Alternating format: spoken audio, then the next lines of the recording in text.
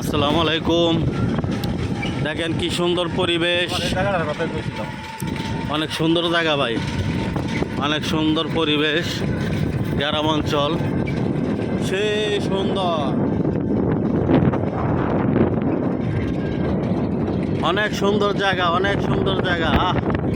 পরাণ জুড়িয়ে যায় রে, পরাণ জুড়িয়ে যায় রে, অনেক সুন্দর জায়গা। দেখেন কি সুন্দর জায়গা।